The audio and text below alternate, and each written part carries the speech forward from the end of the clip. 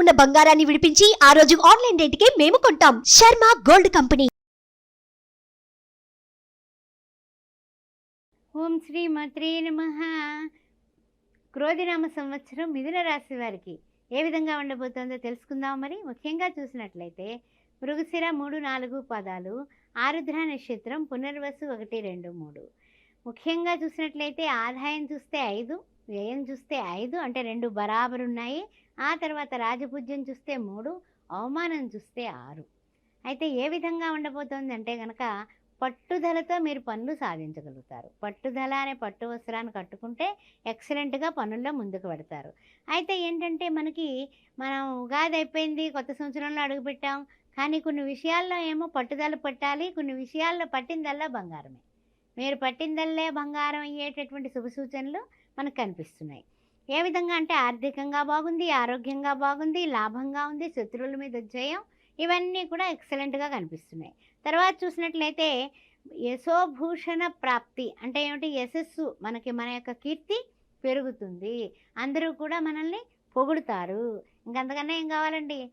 పొగడ్తలతో మీరు ఎంతో ఆనందంతో వెల్లువైపోయి సంతోషంగా ఆనందంగా ప్రారంభిస్తారు కొత్త సంవత్సరంలో.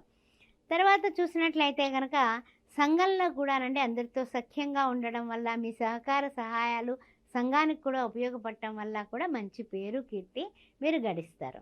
తర్వాత విషయానికి వస్తే జూన్ నెలలో కొంచెం తలకాయ నొప్పులు కనిపిస్తున్నాయి. కళత్ర విషయంలో ముఖ్యంగా భార్యాభర్తల మధ్య మాట పట్టింపులు, విభేదాలు కలిగేటటువంటి విషయాలు కనిపిస్తున్నాయి. జాగ్రత్తగా చూసుకోండి. తర్వాత శుభకార్య నిమిత్తం బాగా డబ్బు ఖర్చు చేస్తారు. ముఖ్యంగా ఏమిటంటే శుభకార్యాల విషయంలో డబ్బులైతే బ్రహ్మాండంగా ఖర్చు పెట్టేస్తారు. ఆ సంబంధం కుదిరితే బాగానే ఉంటుంది, కానీ లేకపోతే కనుక మనము అన్ని విధాలా ముందుకు వెళ్ళాము, అన్ని ఖర్చులు పెట్టుకున్నాము, అది లాస్ట్ వస్తుల్లోకి ఏమిటో అలా ఆగింది, పెండింగ్లో పడింది అని విచారం కూడా మిమ్మల్ని వెంటాడుతుంది.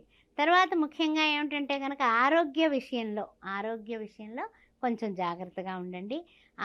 టైంకి భోంచేయడం, టైంకి నిద్రపోవడం అనేది మర్చిపోకండి. తర్వాత ఏంటంటే సెక్యులేషన్స్ విషయంలో కూడా లాభాలు బాగానే గడిస్తారు. అందువల్ల ఆ విషయంలో ఓకే, బాగానే ఉంది. మీ ఉద్రేకం, మీ కోపం వలన మీకు శత్రువులు పెరుగుతారు. తన కోపమే తన శత్రువు, తన శాంతమే తనకు రక్ష అనే పద్యం ఇక్కడ మనం పాడుకోవాలి. అందువల్ల జాగ్రత్తగా కోపాన్ని అదుపులో పెట్టుకోండి. తర్వాత ఏంటంటే కనుక కొన్ని టెన్షన్స్ మీరు తీసుకుంటారండి. ఏంటంటే టెన్షన్స్ వలన మిత్రుల దగ్గర మీరు అన్ని విషయాలు చెబుతారు. దానివల్ల వాళ్ళు ఎప్పుడైనా ఏదైనా ఎద్దేవా చేస్తే మీరు చాలా బాధపడిపోతారు. అందువలన కొన్ని విషయాల్ని షేర్ చేయకండి, మనసులో పెట్టుకోండి అంతే. తర్వాత అన్ని రంగాల్లోని కూడా రాణింపు అనేది అక్టోబర్ నుంచి స్టార్ట్ అవుతుందండి. నవంబర్లో వస్తువులోకి వాహన సౌఖ్యం వస్తుంది. ఆ తర్వాత ఇంకా అక్టోబర్ నుంచి నవంబర్ వరకు మళ్ళీ మన టర్నింగ్ తిరిగింది. కొంచెం డ్రైవింగ్ చేసేటప్పుడు మాత్రం జాగ్రత్తగా ఉండండి. ఇంజరీలు కానీ యాక్సిడెంట్లు కానీ జరిగే అవకాశం కనపడుతుంది. జాగ్రత్త, బీ కేర్ఫుల్. తర్వాత గృహంలో స్థాన మార్పులు, ట్రాన్స్ఫర్సు అకస్మాత్తుగా అవుతాయండి. ఎలా కాదు, మనకి తెలియదు ట్రాన్స్ఫర్ అవుతుందని, అనుకోకుండా వేసేసాం పలానా చోటుకంట అనమాట. అలాంటి పరిస్థితులు ఎక్కువ కనిపిస్తున్నాయి.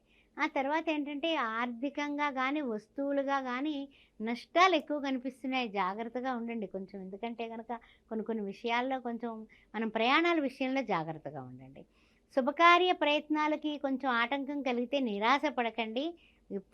మనం ఎప్పుడు కూడా కష్టే ఫలే అన్నట్టుగా మనం ఇంకా ముందుకు దూసుకెళ్ళిపోవాల్సిందే. క్రయ విక్రయాదులు వాయిదా పట్టడం వల్ల కూడా కొన్ని చికాకులు వస్తాయి. దాని విషయంలో కూడా కొన్ని విషయాలు జాగ్రత్తగా ఉండండి. కోర్టు వ్యవహారాల విషయంలో కూడా చాలా జాగ్రత్తగా పెద్దవాళ్ళ సలహా తీసుకునే ముందుకు వెళ్ళండి. రైతులకి చూస్తేనేమో శ్రమ ఎక్కువ అవుతుంది, ఆదాయం చూస్తే కాస్తంత తగ్గుతుంది అని చెప్పవచ్చు. తర్వాత వ్యాపారస్తులు కొంచెం ఏంటంటే కనుక మరి ఎక్కువ లాభానికి వెళ్లకుండా కొంచెం తక్కువ లాభంలో అన్నా సరే వ్యాపారాన్ని వస్తువులు నిలవ ఉండకుండా కంప్లీట్ చేసుకోవడం అనేది చెప్పదగిన సూచన.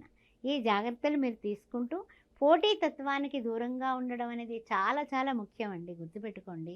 వాడెవడో పోటీ పడ్డాడు అనేసి మనం పోటీ పడితే మరి తర్వాత మన దగ్గర వస్తువు ఉండిపోతే అది వేస్ట్గా అయిపోతుంది కదా. అందుకని జాగ్రత్తగా ఉండండి. జనవరి నెలస్తుల్లోకి కొంచెం మౌనంగా కర్తవ్య నిర్వహణే మంచిది మనకి. ఆ తర్వాత మానసిక, శారీరక, శ్రమల వలన టెన్షన్స్ ఎక్కువ తీసుకుంటారు. జాగ్రత్త జనవరి నెలలో. ఇక ఫిబ్రవరి వస్తుల్లోకి బంధుమిత్రులందరూ కూడా సహకారం అందిస్తారు. కొంచెం అంతా కూడా మాట ముచ్చట అన్నీ కూడా బాగానే జరుగుతాయి. కొంచెం మధ్యవర్తిత్వాలకు కూడా మీరు దూరంగా ఉండడం చాలా మంచిది.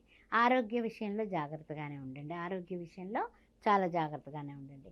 అధికారుల దగ్గర జాగ్రత్త. నేను చేసేస్తానని మాట ఇచ్చేసి ఆ తర్వాత అది అవ్వకపోతే వాళ్ళు మీ మీద అక్షింతలు వేయడం ఖాయం. జాగ్రత్తగా ఉండండి. ఆర్థికంగా మాత్రం పర్వాలేదు. మార్చి నెలస్తుల్లోకి శుభాశుభ మిశ్రమాలే కనిపిస్తున్నాయి. శుభకార్య ప్రయత్నాలు హమ్మయ్య ఒక కొలుక్కొస్తాయి.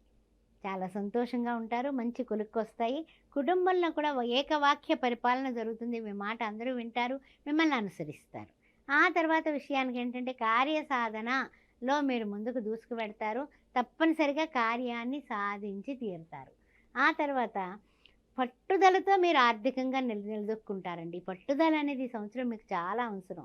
చాలా విషయాల్లో సమన్వయం అవసరం. చాలా విషయాల్లో పట్టుదలతో మీరు ఉండడం అవసరం. చాలా విషయాల్లో కోపాలు తగ్గించుకోవడం అవసరం. ఇవన్నీ జాగ్రత్తగా చేసుకుంటే అన్ని విధాలా బాగుంటుంది. ఒక్కసారి నవగ్రహ శాంతి చేసుకోవడం కానీ, ఈ సుబ్రహ్మణ్యేశ్వర స్వామి ఆరాధన మంగళవారం నాడు పేదవాళ్ళకి భోజన దానం, ఎర్రటి పుష్పాలతో సుబ్రహ్మణ్యేశ్వర స్వామి దగ్గర ఓం సాం శరవణభవ ఓం సాం శరవణభవ అని 108 సార్లు అనుకోవడం. ఆ తర్వాత విష్ణు సహస్ర పారాయణం చేయండి. ఎక్కడికైనా బయటకు వెళ్ళేటప్పుడు శ్రీరామ రామ రామేతి రమే రామ మనోరమే సహస్రనామ తత్తుల్యం రామనామ వరాననే అని చెప్పుకుని వెళ్ళండి. కనీసం ఒక 3 సార్లు విజయం కలుగుతుంది. ఓం శ్రీ మాత్రే నమః.